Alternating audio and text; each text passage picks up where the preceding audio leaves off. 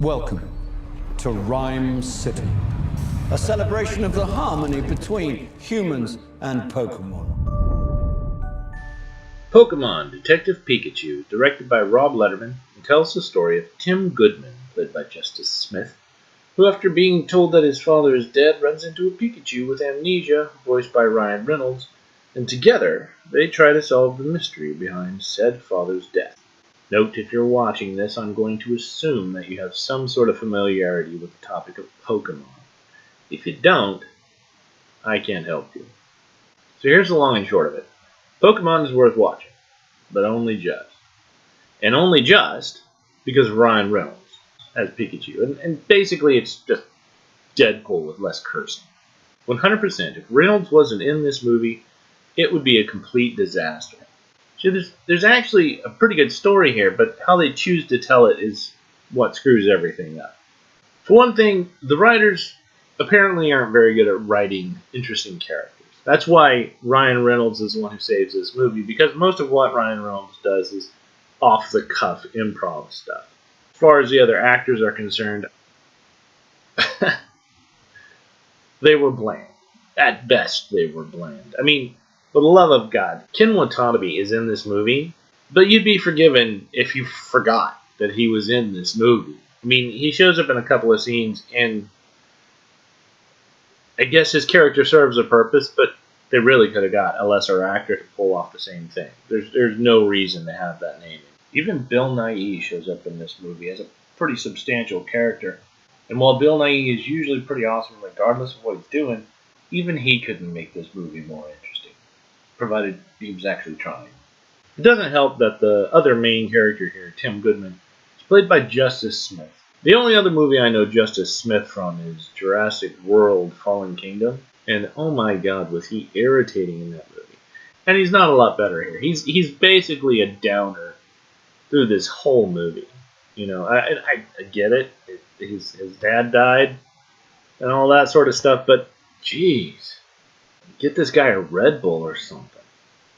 Also, again, if you're familiar with Pokemon at all, the main crux behind the whole Pokemon theme is catching the Pokemon, training them, battling, right? Well, there's very, very little. As a matter of fact, there's only one scene in this entire movie that deals with the whole catching theme. And actually, yeah, there's only one scene in this movie that deals with the battling theme. So everything that you're kind of familiar with regards to the Pokemon world, it's kind of not here. I mean, the Pokemon themselves are here, obviously, but and even then, you really only get a good look at half a dozen or so, which kind of makes sense. I mean, it's called Detective Pikachu, not Detective Squirtle or whatever, but still, you'd think that they could have brought a couple more Pokemon into the mix. You get Psyduck, which is probably one of the least interesting Pokemon out there, but okay, whatever. My second biggest complaint with the writing of this movie, my first being the horrible character writing, is how they decide to move the plot along. Right? This is supposed to be a detective story, and they do a little bit of that. They even introduce a third character, Lucy Stevens, played by Catherine Newton, who helps in the whole detectoring aspect of this. But at some point, about halfway through the movie, it feels like the writers they couldn't come up with creative ways to get their characters to the end game, to get them to learn the information that they needed them to know. And so they fell back on this idea of holograms, and not just like, you know, Princess Leia single character type holograms, but like filling the room holograms. And it doesn't explain how holograms are created. It doesn't make any sense that they would see the information that they see, to be able to record the information that they have. It doesn't work. It's really a bad idea. And they use it multiple times. And every single time they use it, it makes less and less sense. They also seem to be perfectly fine with the idea of just kind of throwing physics out the window. There's at least one scene, I think 2 or 3, in this movie where our protagonist should have been dead. Just dead. There's no way you're living through that It's not going to happen, and yet they're still walking and talking. Whatever. In the end, I mean, it's an okay movie. I mean, if you're a fan of Pokemon, yeah, definitely see it. Kids get a kick out of it.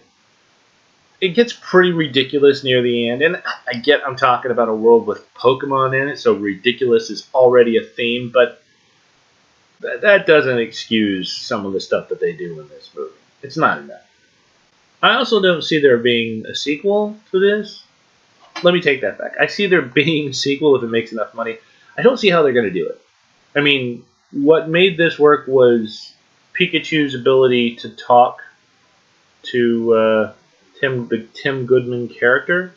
I just don't see how they're going to pull that off again. It doesn't make any sense. It honestly didn't make a lot of sense this time, but you kind of roll with it.